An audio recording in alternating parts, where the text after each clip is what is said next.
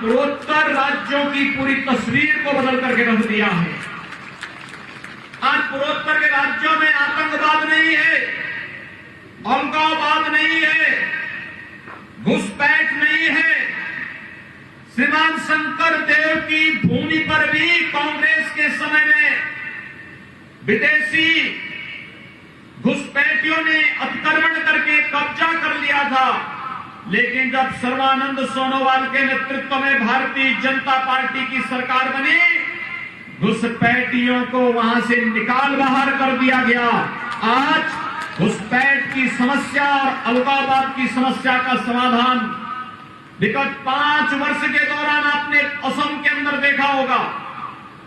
पहले हर महीने कई सप्ताह तक असम के अंदर बंद रहता था, बम विस्फोट होते थे, आगजनी की घटनाएं घटित होती थी, बड़े बड़े धरने चलते थे। लेकिन विगत 5 वर्ष के दौरान आपने देखा होगा असम में शांति है, असम में सौहार्द है, असम सद्भावनापूर्ण तरीके से विकास की एक नई ऊंचाइयों को छू रहा है। याद करिए, जब प्रधानमंत्री मोदी जी 2014 में प्रधानमंत्री बने थे, तब उन्होंने देश को कुछ नारे दिए थे। उन्होंने उस समय कहा था, हम इस देश के अंदर विकास करेंगे बिना भेदभाव के, विकास सबका। और तब उन्होंने एक मंत्र दिया था, सबका साथ और सबके विकास का। ये सबका साथ और सबके विकास का ये नारा, विकास का वह नारा था जो देश के अंदर 135 करोड़ लोगों के जीवन में व्यापक परिवर्तन लाने का आधार बना था। ये व्यापक आधार था जिसने अनेक योजनाएं दी। लेकिन कांग्रेस के समय में क्या होता था? अलगाववाद, आपसी झगड़े, बंदी, अराजकता।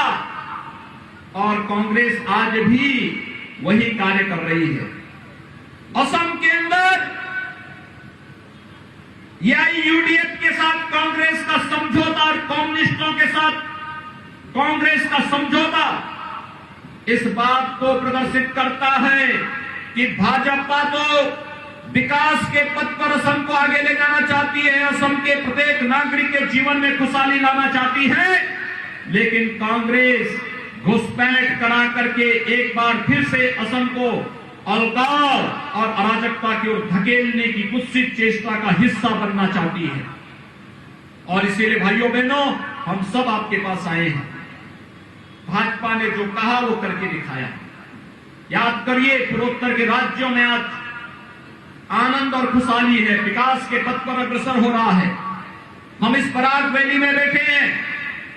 इस बराक वैली को हम देखते हैं, एक तरफ मणिपुर की सीमा है, एक तरफ मेघालय की सीमा है, एक तरफ त्रिपुरा और बांग्लादेश की लगी हुई सीमा दिखती है, और एक तरफ असम की सीमा हमें पूरे असम के साथ जोड़ती हुई बराक नदियों की वैली एक नई पहचान के साथ देश और दुनिया के साथ जोड़ने का कार्य करती है। सर्वत्र आपको शांति, सौहार्द और विकास दिख सकता है। ये भाजपा की पहचान है। हमने विकास की बात कही थी, विकास करके दिखाया। हमने देश के अंदर एक भारत श्रेष्ठ भारत की बात की, तो आदि करके दिखाया। घुसपैठ की समस्या का समाधान असम के अंदर और पूर्वोत्तर के राज्यों के अंदर तो किया ही, आपने देखा होगा जम्मू और कश्मीर के अंदर भी। याद करिए, बंगाल की धरती में पैदा हुए थे महान क्रांतिकारी नेताजी सुभाष चंद्र बोस।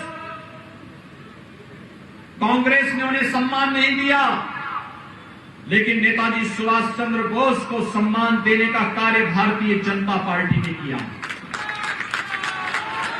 बंगाल की धरती में पैदा हुए थे भारतीय जनसंघ के संस्थापक अध्यक्ष डॉक्टर श्यामा प्रसाद मुखर्जी। डॉक्टर श्यामा प्रसाद मुखर्जी ने जब कांग्रेस इस देश के अंदर 1952 में संविधान में चोरी छिपे धारा 370 को जोड़ करके देश को आतंकवाद और अलगाववाद की भट्टी में झोंकने की कुछ चेष्टा कर रही थी, उस समय कांग्रेस के षड्यंत्र के खिलाफ, उस विश्वासघात के खिलाफ कोई लड़ रहा था तो बंगाल की धरती पर पैदा होने वाले डॉक्टर श्यामा प्रसाद मुखर्जी लड़ रहे थे और तब उन्होंने नारा दिया था, एक देश में दो प्रधान, दो विधान और दो निशान नहीं चलेंगे, नहीं चलेंगे। और भाइयों बहनों, डॉक्टर श्यामा प्रसाद मुखर्जी के सपने को साकार करने का काम किया प्रधानमंत्री नरेंद्र मोदी जी ने, कश्मीर से धारा 370 को सदैव के लिए समाप्त करके। अगर असम का कोई नौजवान, बराक घाटी का भी कोई नौजवान अगर जम्मू कश्मीर में आज के दिन पर जमीन खरीद करके बसना चाहता है तो जम्मू कश्मीर के अंदर कोई आपको बसने से अब रोक नहीं सकता है। कांग्रेस ने रोक लगाई थी, मोदी जी ने आपको यह अधिकार दिया है कि आप भी जम्मू कश्मीर के अंदर बस सकते हैं। आज कश्मीर विकास की एक नई कहानी कह रहा है।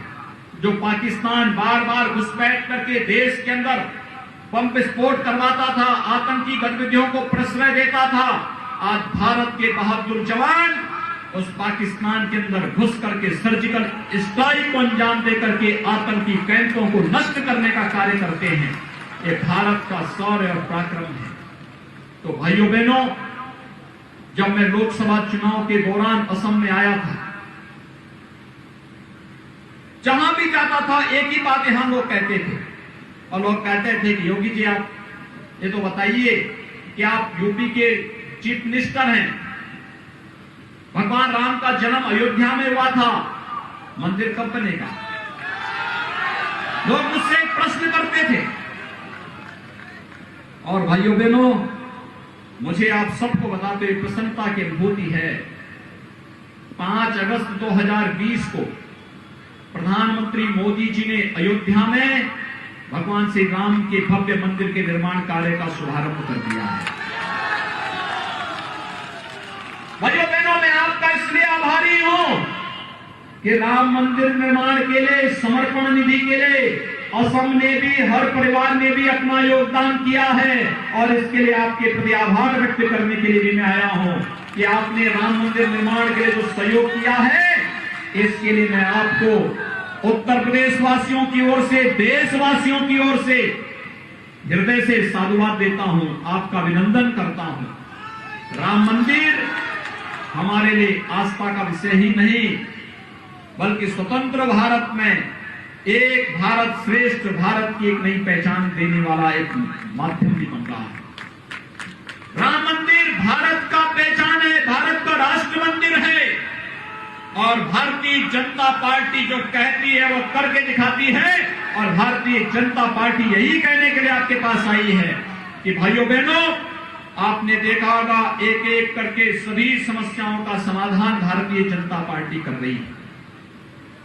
जो कहा था सो करके दिखा दिया। आने वाले समय में भी भारतीय जनता पार्टी ने कहा है, हम असम के अंदर घुसपैठ की समस्या का पूरी तरह समाधान करेंगे ही करेंगे, लेकिन साथ साथ बाढ़ की समस्या का समाधान करके असम के चाय बागान को एक नई पहचान दिलाने का कार्य करेंगे। और इसके लिए भारतीय जनता पार्टी अपने पूरे रोड मैप के साथ आपके सामने आई है। आज मैं आप सबका आह्वान करूंगा, भाइयों बहनों, ये चुनाव मात्र सत्ता प्राप्त करने का माध्यम नहीं है। ये चुनाव हमारी पहचान को बनाए रखने का चुनाव है। ये चुनाव हमारी अस्मिता को बनाए रखने का चुनाव है। ये चुनाव हमारे लिए, आने वाली पीढ़ी के लिए कैसा विकास का मॉडल हम खड़ा करना चाहते हैं, इसको दिखाने का एक माध्यम है। और इसके लिए आज मैं आपके पास आया हूं कि असम की पहचान मां कामाख्या के धाम से है। असम की पहचान महाबाहु ब्रह्मपुत्र के नाम पर है, इस बराक घाटी के आधार पर है। और असम की पहचान यहाँ के चाय बागान और यहाँ के चाय बागान में कार्य करने वाले कर्मयोगियों से है। असम की पहचान यहाँ के राइनों से है। असम ने पिछले 5 वर्ष के दौरान इन सभी को एक नई पहचान दिलाते हुए देखा है।